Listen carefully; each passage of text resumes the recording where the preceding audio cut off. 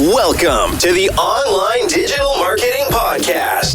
We'll be discussing marketing strategies, trends, and tips that will help your business succeed in the digital age. Every episode, we'll be interviewing industry professionals and providing valuable insights on how to leverage digital tools for maximum engagement and ROI. Don't forget to subscribe so you can stay up to date on the latest trends in online marketing.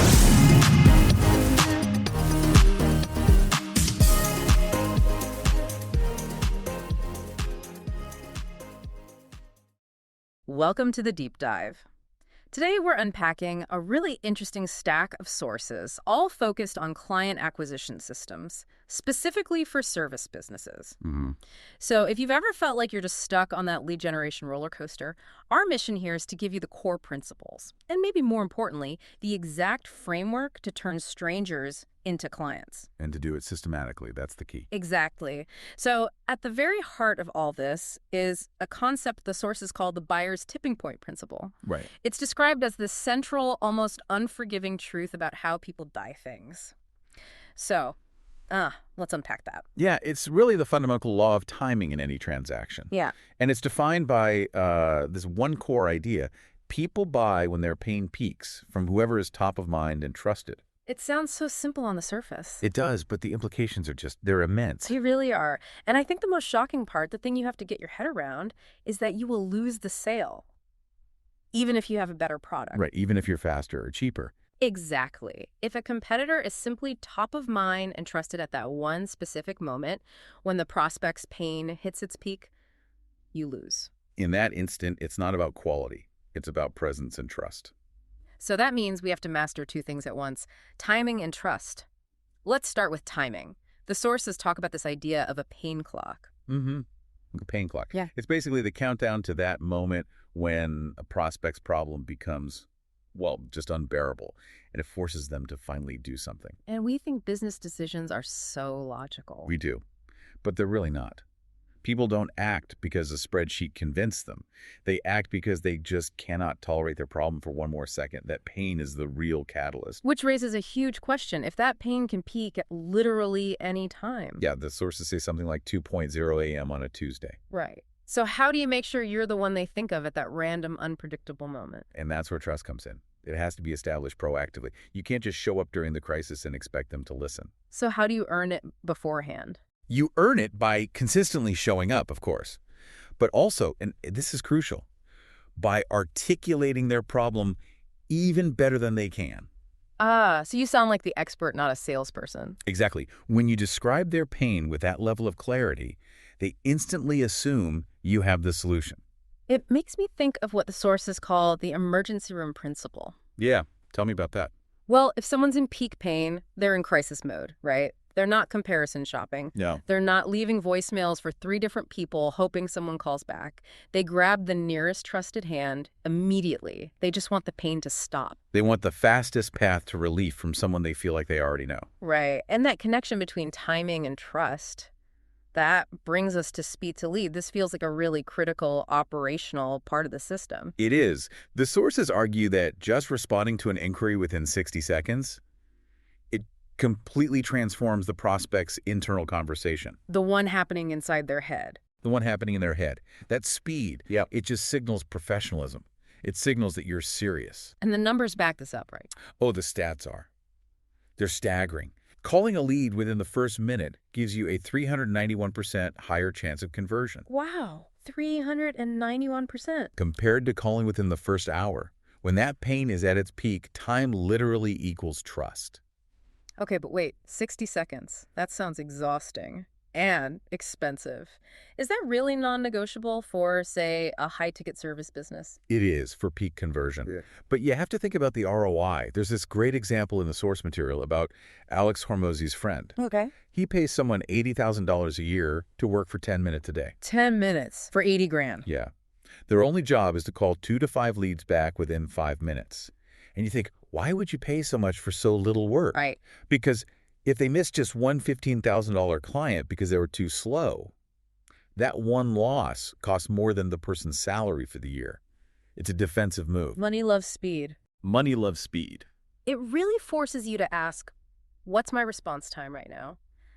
The industry average is 47 hours. Which is basically a death sentence next to 60 seconds. It all comes back to what you said about the two conversations. There's the external one about features and price. And then there's the internal one. Yeah. Can I trust this person? Do they actually get my problem? It's the doctor's diagnosis principle. To say more about that. Well, if you go to a doctor and before they run a single test, they listen to you and then describe your symptoms and your pain perfectly, you instantly trust them. Right. Because they've proven they understand. And then you'll do whatever they prescribe. Okay, so if the buyer's tipping point is the law of physics here, Right. what's the machine we build to work with that law? That's the hook-to-booked blueprint. It's a 4-stage framework designed to make this whole process predictable, to turn strangers into clients like clockwork.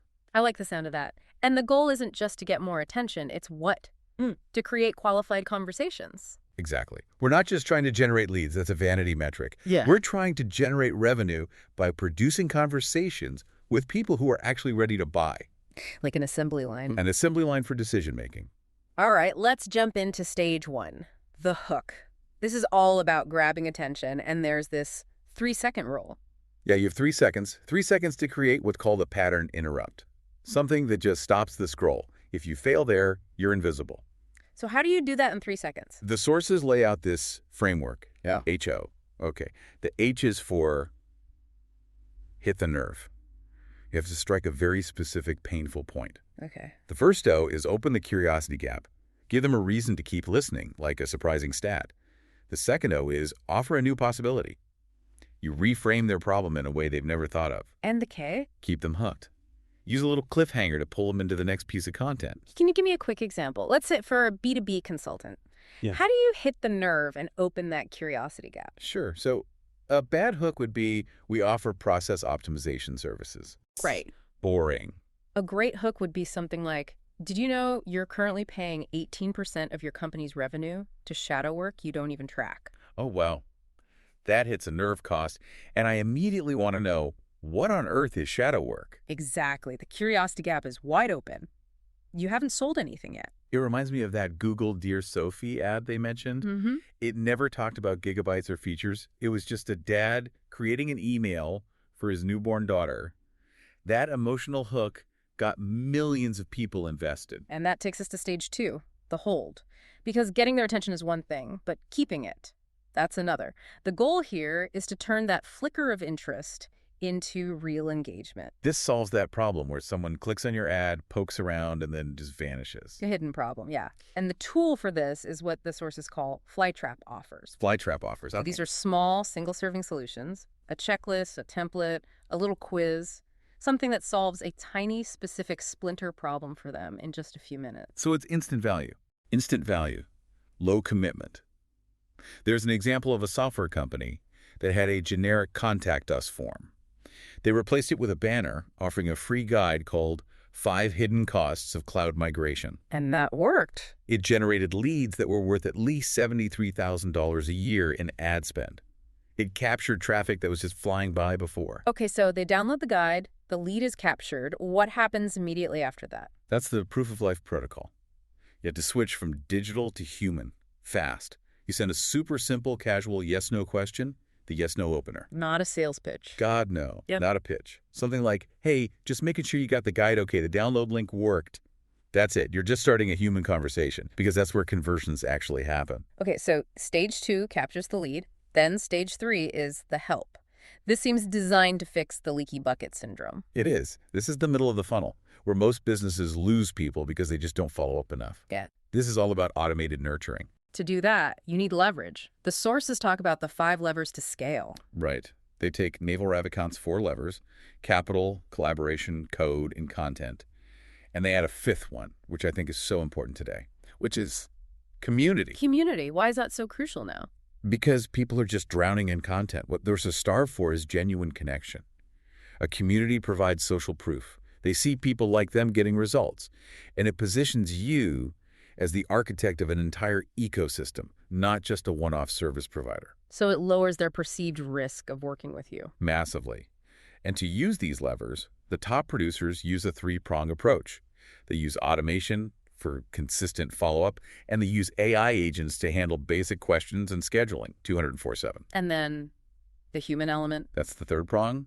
Personal outreach is reserved for those strategic moments where it has the highest impact. You're not burning out your best people on unqualified leads. So the goal of this whole help stage isn't even to sell. Not directly. The goal is to create educated buyers. The system feeds them content that answers their questions and calms their fears, so by the time they get on a sales call, they've already decided you're the safe and obvious choice. That's a huge shift. But that leads to the final stage.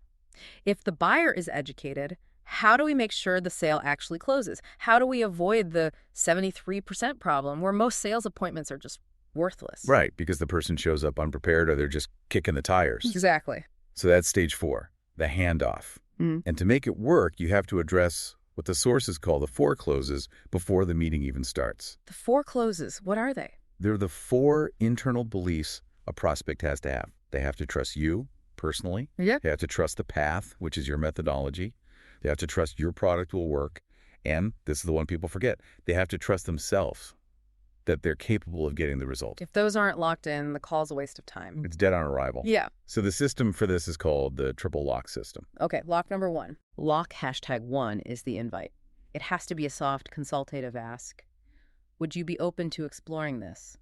Not book a call now. So what's the second lock? What happens between them booking the call and actually showing up? That's lock #2. Educate. The system automatically sends them strategic content. Not a newsletter, but a case study or a testimonial that's specifically designed to address one of the 4 closes. And this actually works. The data is clear. Prospects who watch 20 to 40 minutes of this kind of content before meeting close at a dramatically higher rate. They're solving their own objections. And the final lock. Lock #3. Personalize. This is about that human connection.